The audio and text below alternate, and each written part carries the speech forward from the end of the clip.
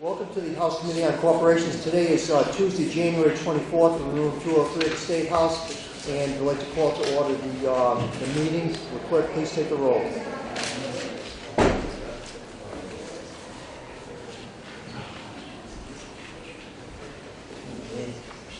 Chairman Chicago. Here.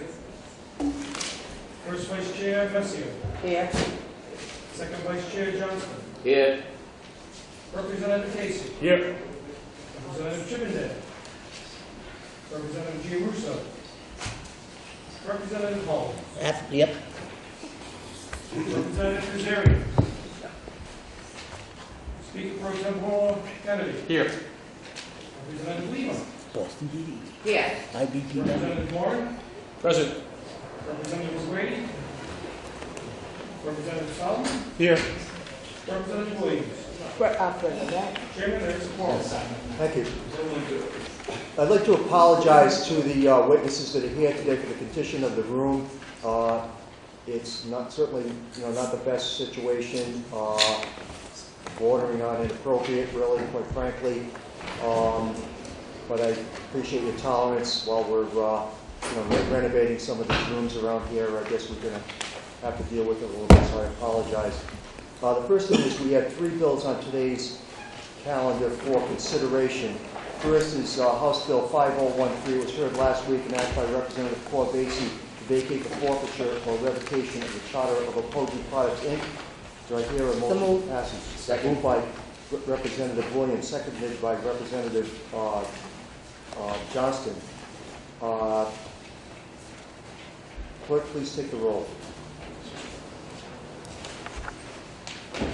Chairman Chicago. Yes. First Vice Chair Messier. Yes. Second Vice Chair I Johnston. know. Yes. Representative Casey. Yes. Representative Chippendale. Representative Gianrusso. Representative Hall. Aye. Representative Kazarian. Speaker Pro Tem Kennedy. Aye. Representative Lima. Yes. Representative Warren. Yes. Representative O'Grady. Representative Solomon. Aye. Representative Williams. Yeah, I'm good. Thank you. Mr. Clerk? We have 9 in the affirmative, 0 in the negative. Thank you. The act passes. Next bill is House Bill 5014 by Representative Filippi, an act to vacate the forfeiture or revocation of the charter of Beacon Hill Lane Homeowners Association, Inc. Do I have a motion? Motion to pass? Moved by Representative Moore and seconded by Representative Johnston. We'll go to a voice vote. All those in favor? Aye. Aye. Anyone against? The ayes have it. House Bill 5014 passes. And the next bill up is Representative Carson's bill. It's a House resolution, resolution number 5015, extending the expiration and recording dates of the Special Legislative Commission to study methods for growing tourism in the state of Rhode Island through coordinated branding and marketing efforts. Move passage. Second. Moved by Representative Kennedy and seconded by Representative Lima and Representative Johnston. All those in favor? Aye. Anyone opposed? The measure passes. Next, I'd like to call on Representative Johnston for a motion. Make a motion to withhold all remaining bills for further study. Senator Johnston moves that we hold all remaining bills for further study. Do I have a second? Second. Seconded by Representative Solomon. Thank you. All those in favor? Aye. Anyone opposed? Nay. The motion passes. Okay, so let's move to today's bills. We have with us Representative Lombardi here. It's 2 bills. Representative Lombardi, the 3 bills it looks like. Do you have any preference on what you'd like to hear first? I had 3 bills today. I thought I had a good accident case, Mr. Chairman, but I guess I lost that one. So. Never mind. One is your brother's. That's okay. Well, he's the more important, the more handsome, the smarter one for sure, I can tell you that much. That's on the record. I agree. Excuse me, Ben, are you against that then? Why don't you mind your business? No, I didn't see you fall, but anyway. We're just joking. No, that has nothing to do with me. I'm sorry. Mr. Chairman, that has nothing to do with me. Okay. So you want to do 5031 first? Let me see. Yeah, why don't we do the more difficult one, 5031? Okay. Not related to public utilities and carriers, Representative Lombardi. Okay, thank you, Mr. Chairman. Sorry. This act would protect our most vulnerable citizens from having their electricity shut off because they cannot afford the rate increases to their utility bills. While so many in our state are struggling financially and living paycheck to paycheck, a surge in electric rates would be devastating to so many.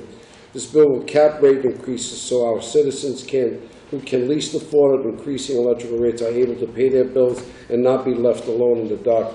Obviously, those of us in the poorer neighborhoods, if it's not bus fares, it's something else. This is just another arrow in our quiver to show those less fortunate than us that we have their best interest in mind, and that we know what it is, and when their lights are shut out. We saw it today. Like in my neighborhood, we had a blackout. The whole neighborhood was crazy. It was just one of those things, and it's just the way some of these grids are also.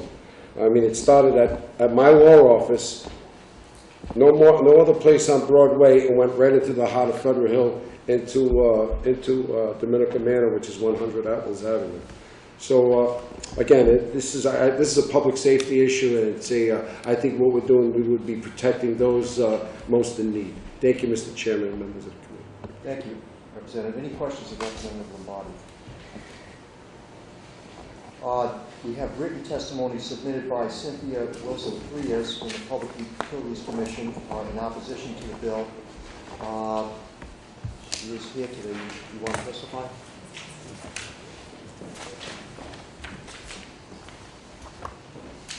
Good afternoon, Chairman and members of the committee. This is a bill that would require General Assembly approval of electric rate increases in excess of 5.5%.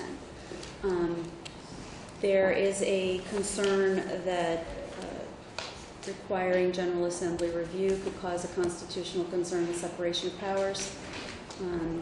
The rate-making authority has been delegated by the General Assembly to the executive branch, of which the PUC is part of, and then to have it come back raises some concerns. The other thing this does is actually act in the opposite way of the intent.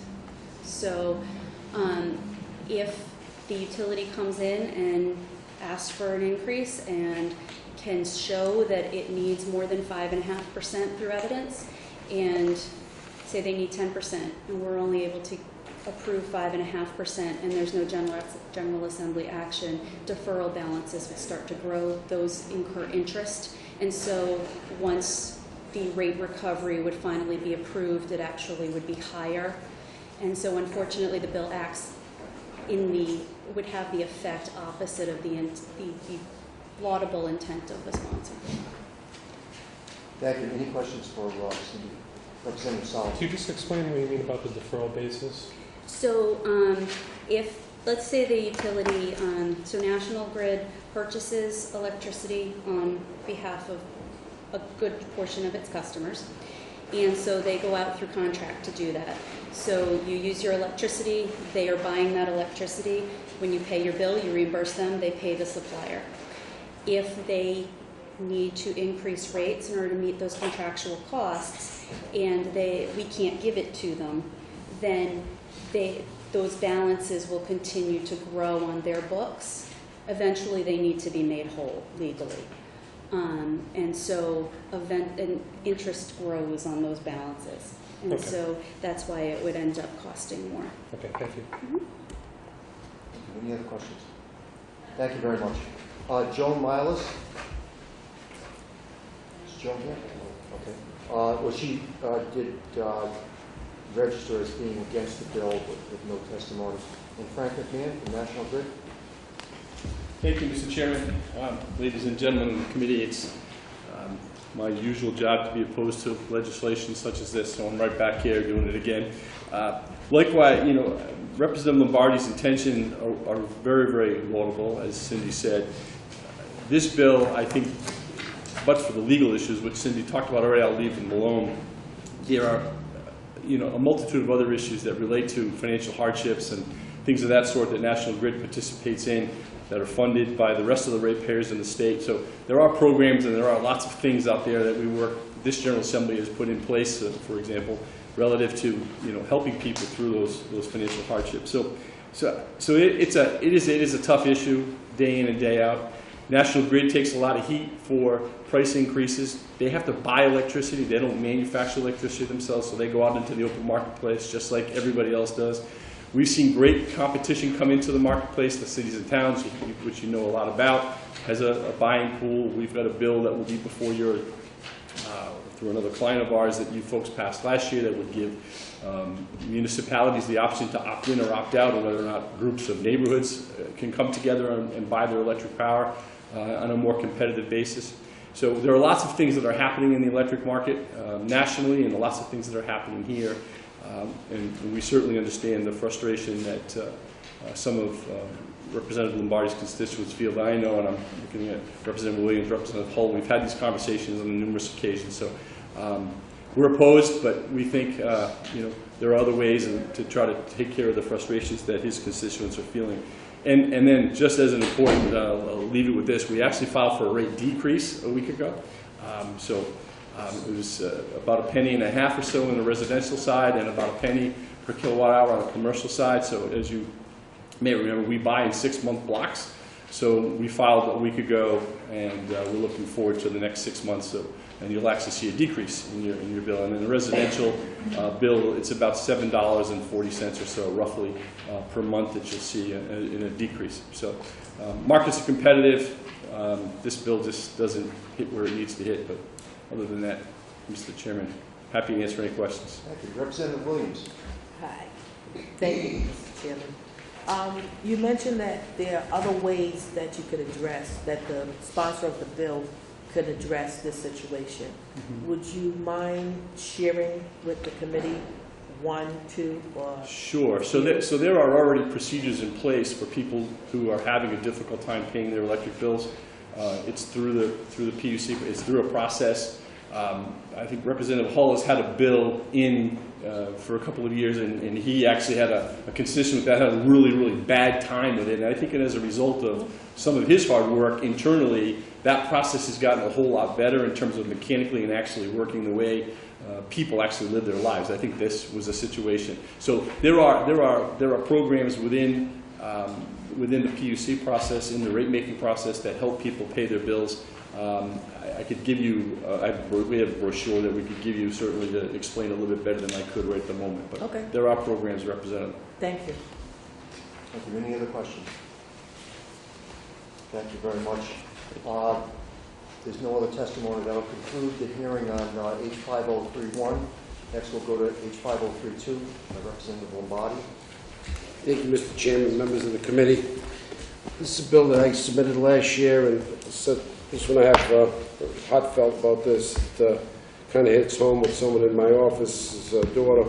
I'm just going to read what I got prepared, and then we can talk about it extemporaneously. I think we can all agree that gouging prices on prescription drugs is a morally intolerable act, especially if there is a market emergency or market shortage. Keeping life-saving medicine from those that need it because it has become unaffordable is unacceptable. Unfortunately, legally speaking, there are not always penalties for these reprehensible acts. And that's the purpose of this legislation, to ensure that those that would profit off the suffering of others due to greed are held accountable for their actions. This legislation would make these actions felonies and would subject these profiteers to injunctive relief upon suit brought by the Attorney General of the state of Rhode Island. Necessary medicine for the sick should not be a luxury, and people should not be denied medication due to the greed of drug companies. Recently, we heard about the EpiPens. I'm sure everybody, that was the latest one. I know Representative Kennedy and I were very concerned a couple of years ago when that human being, I think, bought the company and was selling the drugs for, I think, $7,000 a pill or whatever it was. But on a more personal level, someone in my office, their daughter has cystic fibrosis. And I can tell you this here, they fall on a cusp. They earn just a little too much, and that medication it's breaking that family. It's literally breaking that family. But you know, what are you going to do? You know, the life expectancy is 15 to 30. The young lady's 15 years old. You know, and then at the end you get a lung transplant. And you know, this medication is not something that you can take, you know, when you feel like it. It's a necessity. And I've seen her take medication, sometimes 15 pills at a time. This is a 15-year-old young lady, about this big. And it's heartfelt, and it's very concerning, and I think we need to do something to make these medications available for you know, people. I mean, even myself, I have double coverage, and I'm a diabetic, as some of you may or may not know. And because January came around, the tier changed. So now my copay went from $0 to $290 every time I got to get the monitor. Now, you know, thank God I can afford it. But guess what? I bet you most people that we know, especially the people that we represent, could not do it. So again, I say this not as a as an elected official. I say this as something personal. This is something that you know, again, those of us that represent people, and this family that I'm talking about, they live in a kind of a wealthy area. But again, they're on the cusp. They make just a little too much, like maybe $7,000 or $8,000 too much. And you know what's strange?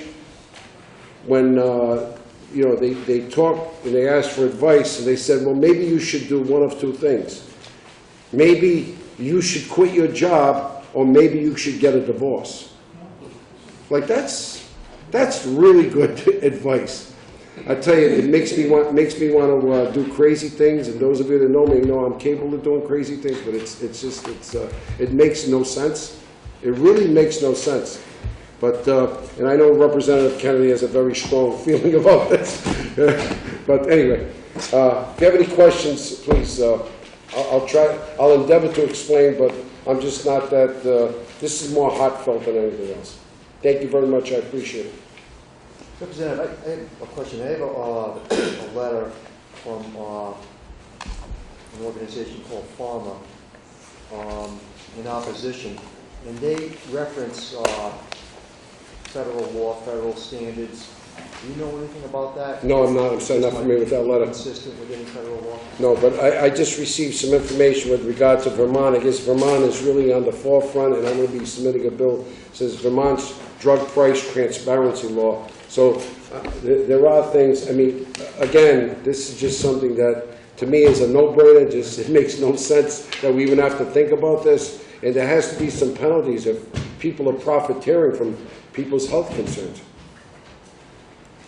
You take the issue of diabetes. I mean, there's 25 million known, and maybe half the people in this room have it and don't know it, and maybe more than that. I mean, it's epidemic, and I can tell you this here. I mean, things like this. You lose something like this, you're going for $10,000. Who could afford that? I'm wearing another monitor on this side. It's $200 and change. That's the copay. Doesn't matter. Again, thank God I can afford it, but I can just only imagine that. What would happen if you couldn't do it? Get a divorce? Tell your wife to lose her job? No, I don't think so. It's offensive, that. It's really offensive. But I'd love to read whatever you have, Mr. Chairman, obviously. But again, I think it's something that I think Rhode Island could be on the forefront on this, and I think it just makes sense. Thank you.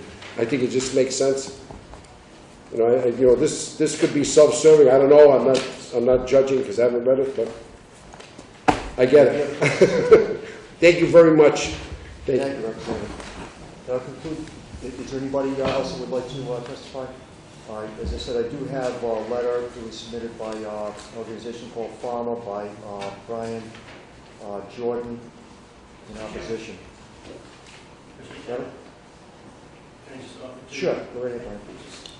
I'm sorry, I didn't know you wanted to that's fine. testify. Representative Lombardi and I spoke before the committee meeting, but I testified on this legislation last year. He had introduced legislation similar or identical to this.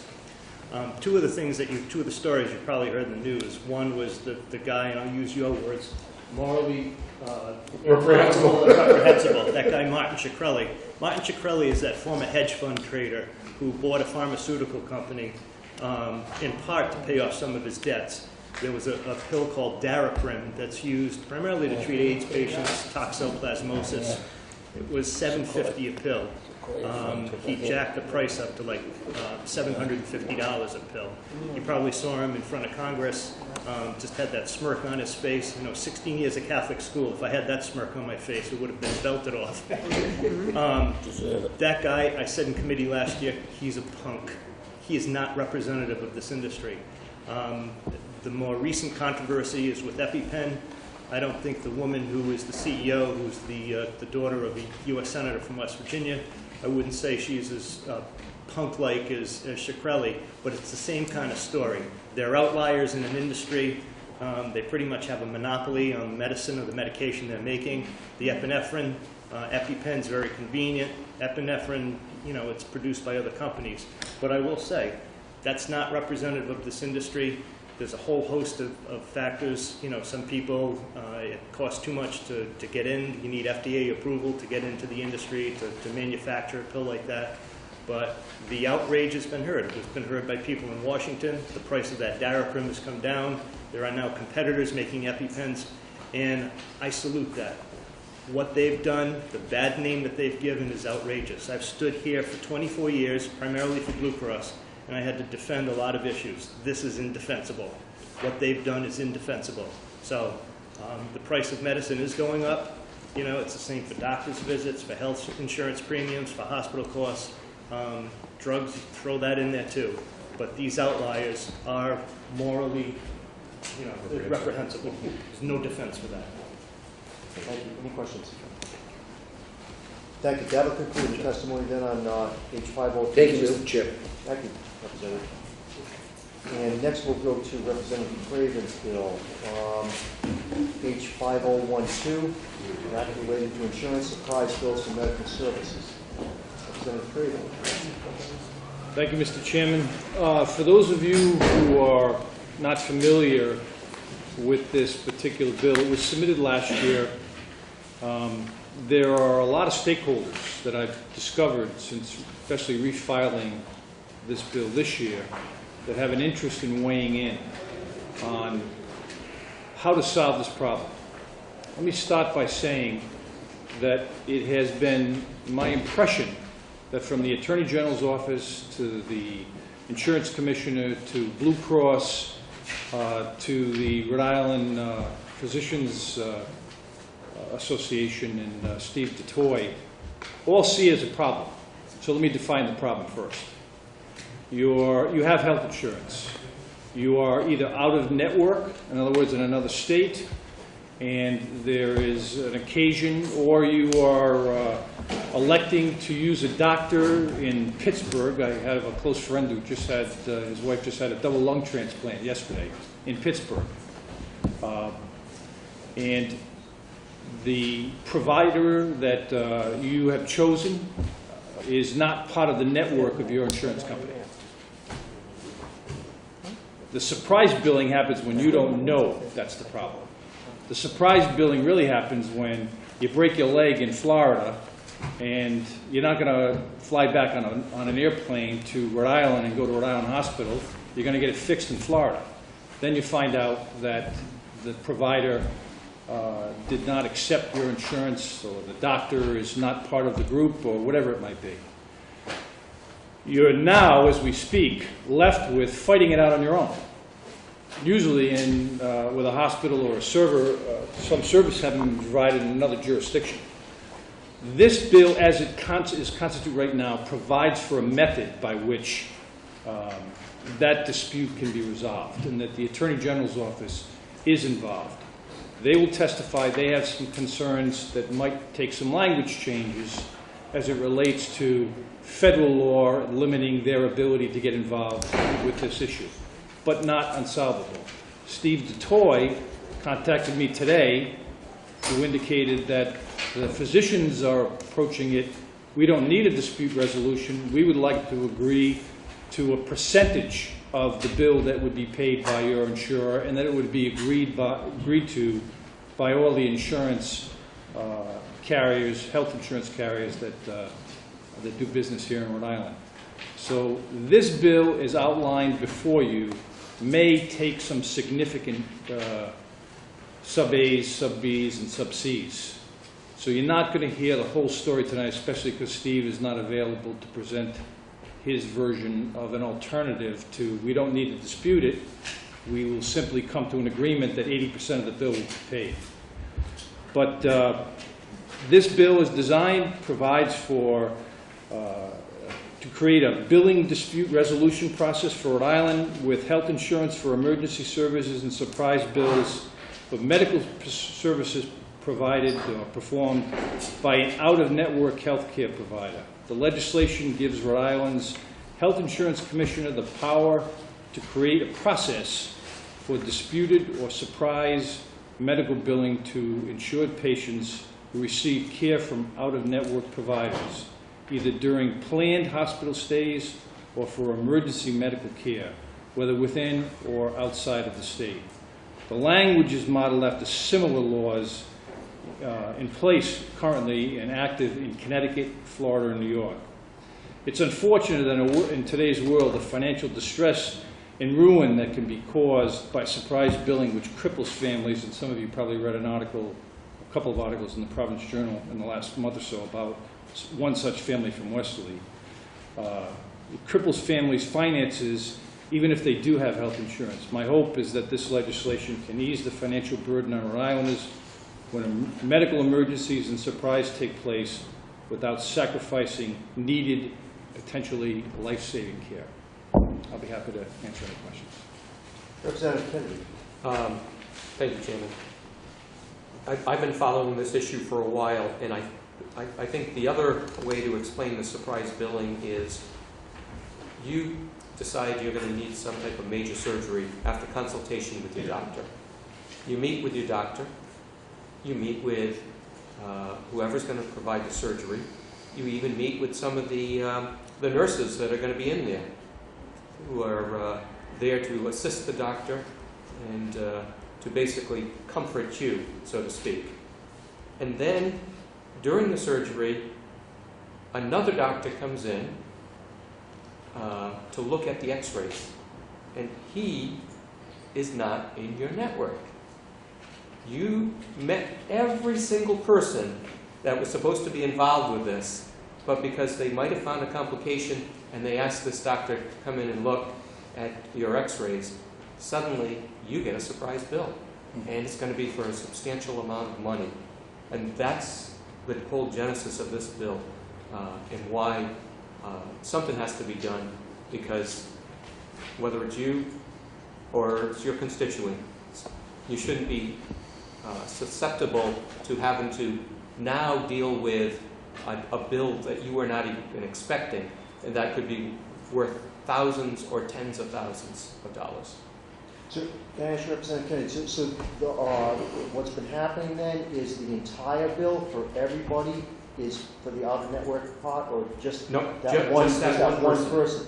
Right, but it doesn't affect the entire bill No. of services, just... But that one person, the charges for that one person could be substantial. Okay. Representative Williams, you have a question?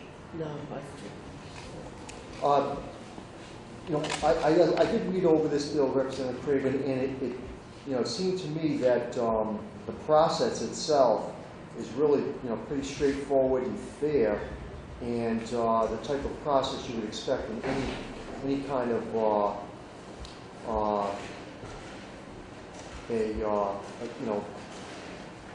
a resolution, dispute resolution like this. So have you heard any complaints at all about the process, or does it just seem to be, from your end, the people you talk to sort of zeroing in on the cost and the allocation of the cost as being the important thing to work I think out? the insurance commissioner may have some concerns about the process. I don't want to speak for her. I received a letter. She has some concerns about whether or not current providers of health insurance might say we're not interested in getting involved, and we might not be writing insurance as a result. I think that there are a number of issues, a number of approaches to this problem. The good thing that I can pass on to this committee is that every stakeholder in this problem that I've spoken to said to me that the problem needs to be solved. How is the issue right now? Thank you. Any other questions of Representative Craig? Okay, we have some witnesses signed up. First, we have Kathleen Hittner from OHIC.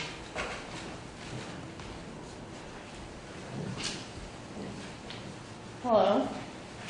Thank you for having me here today. I am actually the Health Insurance Commissioner for the state of Rhode Island. I have to confess I'm an anesthesiologist. Some of those have been responsible for some of the bills that we talked about. I thank you very much for not bringing up the example of the anesthesiologist, but I will say that. So I think that I want to start by sort of giving you a picture of how we at our office view this problem. First of all, I think it's fantastic this bill is here because we've never had such good discussion about ways to solve this problem without necessarily creating all these different layers. So one of the things we talked about at the office is what is the incidence? How many people call us? And in 1 year, we get between 5 and 10 patients who actually call us to help them solve the problem. You understand one of our main objectives of the Office of the Health Insurance Commissioner is protection of the patients and making sure that patients are treated fairly. So when we get a call, we have an association with RYREACH, which is an arm of RYPIN. They handle complaints. We get complaints sometimes from out of state, just as someone brought up, that you have a surgery you didn't expect or whatever might happen and these bills come in and you're surprised. We have found that we, even though we don't have jurisdiction in another state, simply call Blue Cross, United, Neighborhood Health Plan, and talk to them about this issue. And we have had tremendous success in resolving these problems. So I think that the number of instances, although severe when it happens to those people, is not as great as we think in Rhode Island. New York, where they have this law, the instances are a little higher, so it's worth having it. For us to go through this process and have a dispute organization, if you will, a process, it would be extremely expensive and difficult to do. We feel that we would like to look at working with sister agencies and other people in the state to try to prevent this from happening in the first place. So the first thing I did when I saw this bill is I called my colleague, Nicole Alexander Scott at the Department of Health, and I said, Nicole, this bill has things that touches on both of our agencies. In this bill is also included some discussion about fairness of the fee over and apart from what we're talking about, the insured, the fairness of the fee for the uninsured. That would reside with a doctor issue that resides at the Department of Health. So our teams are meeting, and we're both going to be at the meeting to discuss how can we, through our regulatory process and the way that we have oversight of physicians and the way that they deal with the public, how can we do something to control that price issue? We also work with Rhode Island Quality Institute. One of the things Rhode Island Quality Institute is doing, as a matter of fact, I'm on the board of the Quality Institute by virtue of my position.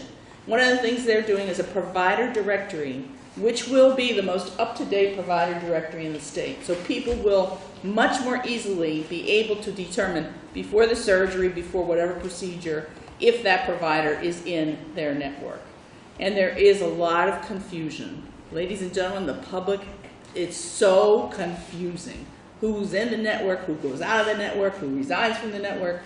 But hopefully, Rhode Island Quality Institute is going to set up this provider directory. It's almost ready for prime time, and we will be able to know that better. Doesn't help you if you're out of state, but we think we can deal with those issues.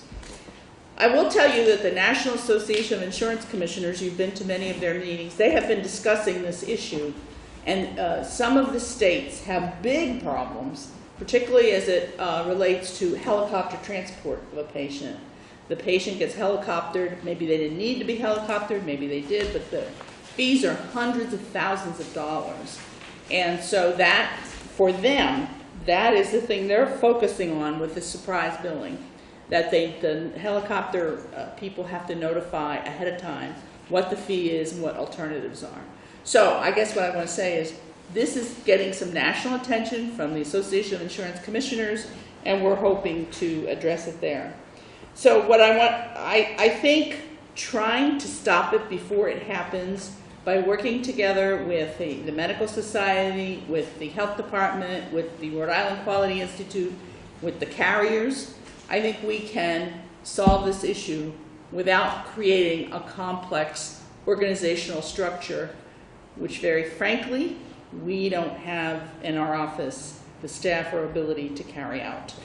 So I think we need to work in a very proactive way that prevents the issue from happening in the first place and handles those disputes working with our insurance carriers on a real-time basis.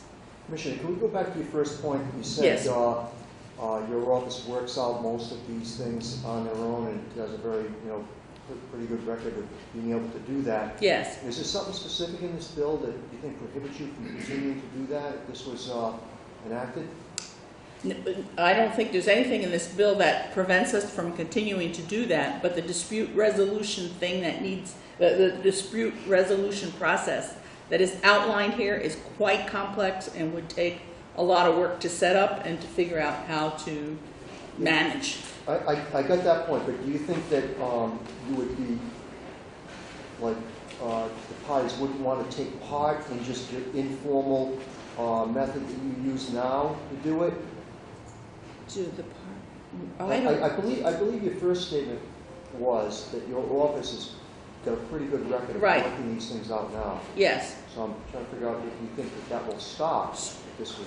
I don't think that will stop, but I think we will have to do some things that won't be needed if we can handle these things in another way. I guess that would be more my point. Setting this up, even just setting this up, is quite complicated.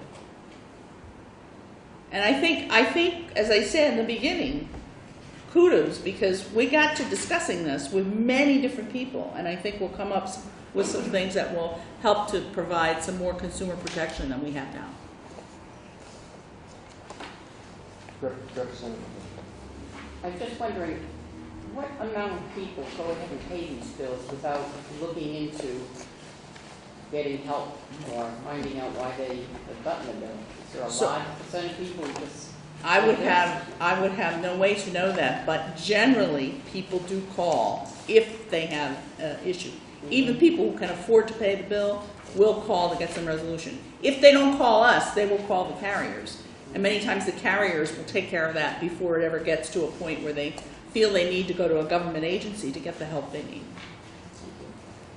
Representative Solomon. Just generally speaking, what's the resolution, what's the success rate on those calls, that they resolve it in favor of the person disputing it? We only get 5 or so a year, and I believe we've resolved every one. Okay. I don't think there was one that we had, even out-of-state ones. So it's only about 5 a year that you get? Yes. Okay. It went up to 10 one year because a certain carrier had a product on the exchange that had something in it that created a network confusion. But that's gone. So when we see there is a problem like that that's causing this, we deal with that the next time we do rate and form reviews and say, you can't do that way anymore. Okay. So we have some mechanisms within our authority in the rate review process. Okay, thank you. And do you think the consumers know that that's available to them now?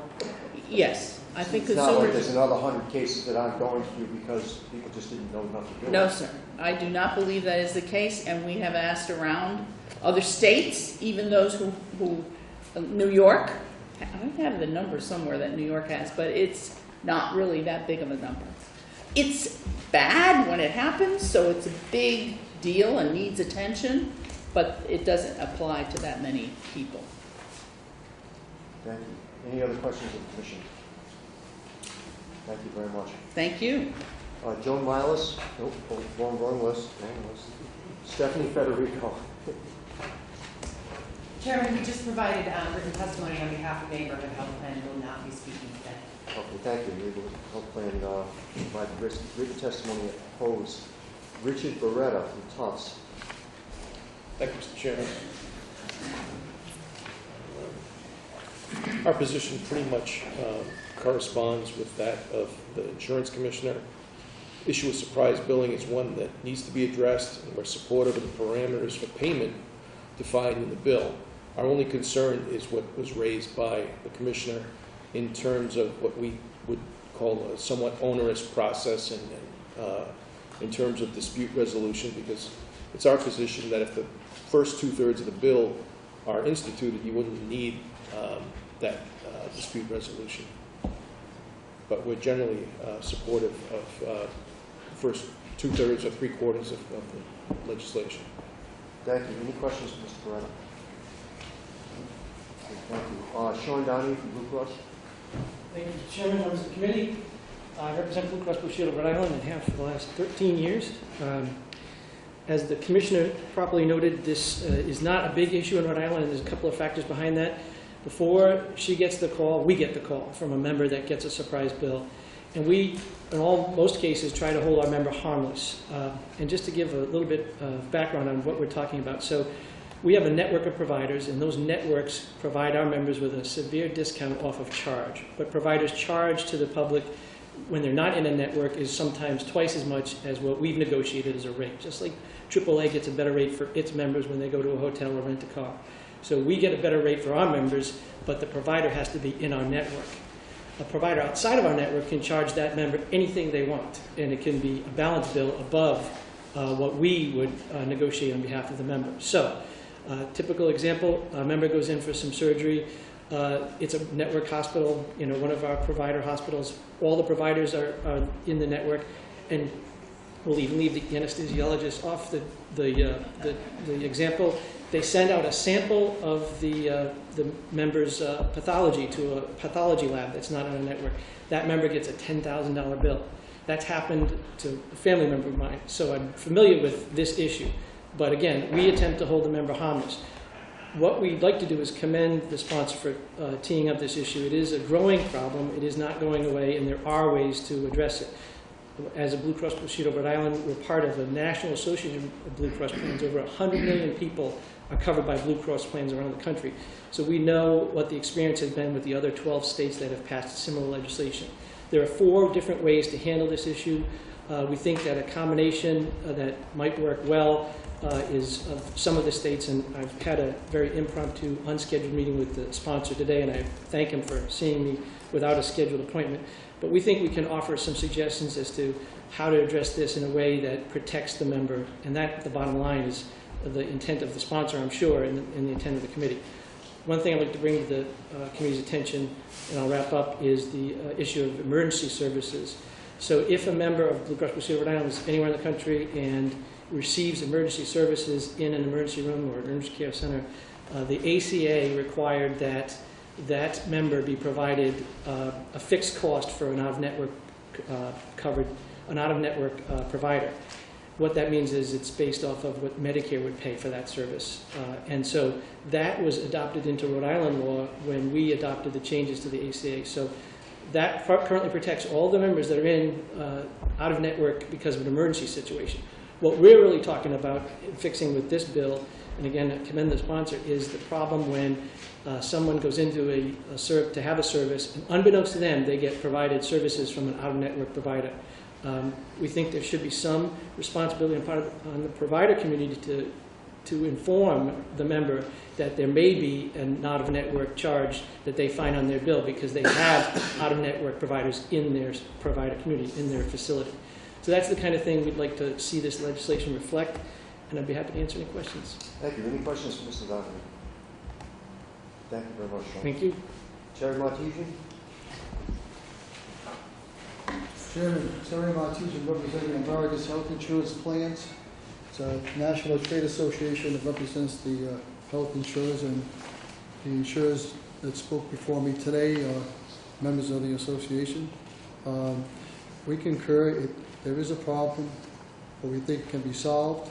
I think the best way to do it, mentioned by a few others, I think if we sit down, all the stakeholders, it can be resolved, because it's been, there are a number of different plans and ways of dealing with it in other states.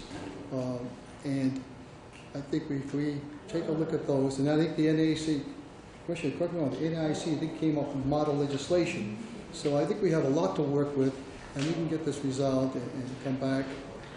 To be a piece of legislation amending this bill, that'd be it, but I think it's solvable. It's not that there's nobody here saying, no, no, no. It's solvable. And that being the case, I think that's the best way to deal with this, is to work with the sponsor and come to a accord on it. I think that can happen. Now, speaking on behalf of AHIPS, I think that's the best way to do it also. Any questions to Mr. Montesi? I think one last thing, the key is to protect that insured from, I think one of the keys is from balanced billing. And that's a problem today still, every once in a while. So imbalanced billing is when there's a charge, I think, we mentioned it, that there's there's an auto network provider submits a bill for what he or she did not get paid for by the insurer to meet their cost of what they were going to charge in the first place. So that's a simple way of putting it. But that should be the insurer should be protected from that. Thank you. Any questions? Thank you. Anyone else like to testify in that matter? Matthew? Hi, Mr. Chairman. I apologize for not signing up. I wasn't planning on testifying, but Chairman Craven alluded to the fact that the AG has a couple concerns with this. We too have taken a look at this issue. We saw the Projo article back, I believe it was in November of last year, about the Westerly couple who had a surprise bill after labor. And in that article it said somewhere, I believe around 1/3 of Americans with private insurance face this type of problem.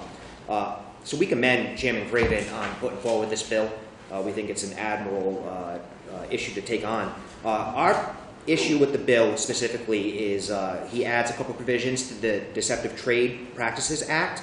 Back when the Deceptive Trades Practices Act was written in 1968, there was an exemption put in, and it says nothing in this chapter shall apply to actions or transactions permitted under laws administered by the Department of Business Regulation or other regulatory body. Over the course of years, the Attorney General's office brought cases, and one case that we brought was in the case of State v. Piedmont Funding Corp. In 1980s. And in that case, the Supreme Court said it was involving deceptive trades in regards to securities transactions. The Supreme Court said in that case that the legislature exempted from the provisions of the Deceptive Trade Practices Act all those activities and businesses which are subject to monitoring by state or federal regulatory bodies or officers. So what that means is anything that would fall under DBR, health, insurance, any type of business regulation, anything that OHIC or the Department of Health has regulatory authority over, we're exempt. We cannot bring suit under the Deceptive Trades Practices Act. So we feel that as this is currently written, without going back into the exemptions under the Deceptive Trades Act and making a change there, we wouldn't be able to enforce this. I spoke to Chairman Craven about that. I told him our concerns and that we'd work with him. Any questions, I'd be happy to take. I'm not sure if I get it backwards or not. If this passes, you think that you wouldn't be able to pursue a Deceptive Trade Practices Act against an insurer? Yeah, against an insurer or really any of the four, I believe it was 4 entities that he put in the Deceptive Trades. It was emergency services, surprise bill, healthcare provider. So we don't think that we'd be able to pursue that because they would be exempt because they're regulated by another body. But is the Deceptive Trade Practices Act the only way you can pursue? No, but it's just in terms of that section because he put it under the Deceptive Trades Practices Act. So we have a health insurance advocate that works with OHIC and other state agencies to try to resolve problems of health insurance related issues. But as far as going after a health insurance company under the Deceptive Trades Act, we wouldn't be able to do that. Your consumer protection unit would still be able to sue insurers in court if they had to under other areas of the law, correct? Just not Deceptive Trade Practices. We don't think that we'd have the authority under State v. Piedmont. Under any? No, we actually, so we don't. Our consumer protection unit, although we try to advise people on the right place to go, but when it comes to banking, insurance, anything that DVR covers or another state agency covers, that's where we kind of lead people to. It's very limited Deceptive Trade Practice Act powers. Rep. Lima, she puts in a bill every year to try to expand that, and we're all for that. Of course, there's an issue of resources. We only have one attorney in our office who handles deceptive trades practices lawsuits, so it would be a big expense on our part. But as the act is currently written, we don't think so. If there's other laws, I guess, on the books, like our health insurance advocate might be able to bring suit, our healthcare advocate might be able to bring suit, but it depends on what it is and if it's within our jurisdiction. Thank you. Any questions? Thank you. Anybody else like to testify? That'll conclude the hearing on H5012. Next, we'll go to right from the top of the list. Representative Corvasi's bill 5030. This act would prohibit utility rate increases in excess of 2.5% over a 24-month period.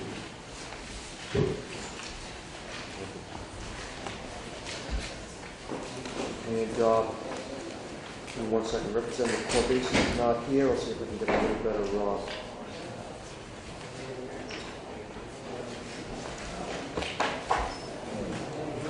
House Bill H5030 would prohibit utility rate increases in excess of 2.5% over a 24-month period. Pretty straightforward explanation. Let's go to the witness list. First, we have Joanne Massaroni from the Narragansett Bay Commission. Written testimony only. Joan Milas, and she is against the just written testimony from the Pasco Utility District. Cindy Wilson Freyas from Rhode Island PUC.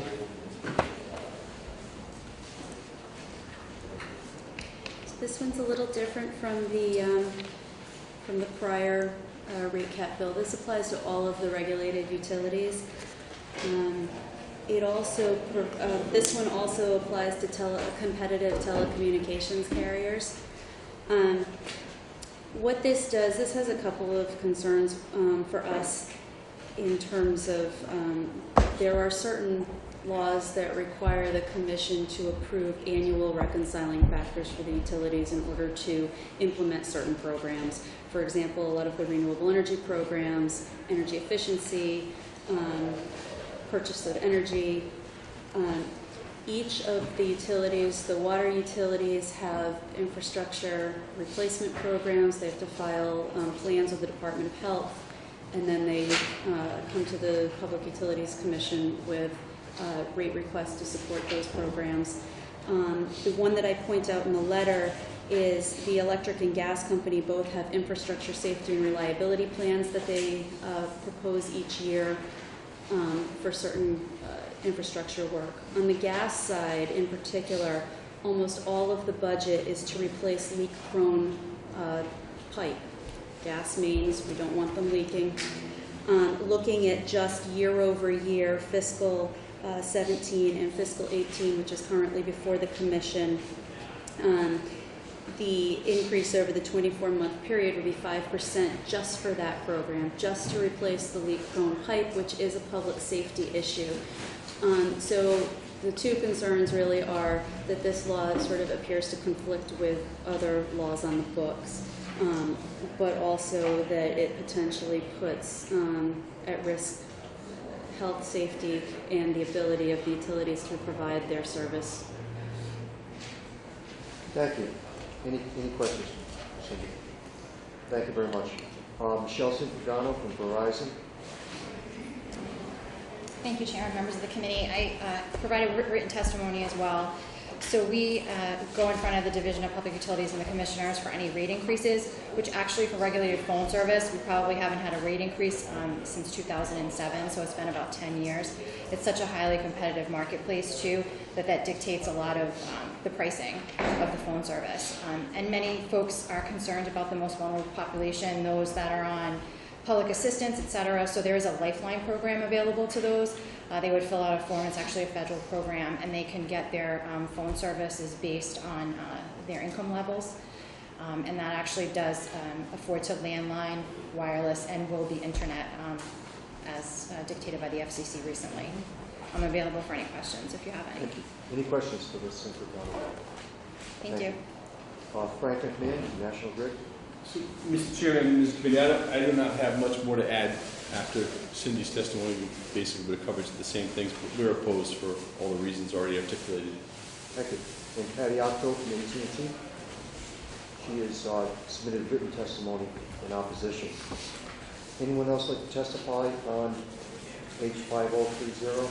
Just quickly, Clarissa Richards from Providence Water, submitted written testimony, and yes, for the reasons cited by Cindy and the others, we oppose this bill as well. Thank you. That will conclude the testimony, the hearing on H5030. Next, we will move to House Bill 5148 by Representative Winfield, an act to vacate the forfeiture for revocation of the Charter of Savings of America, Inc.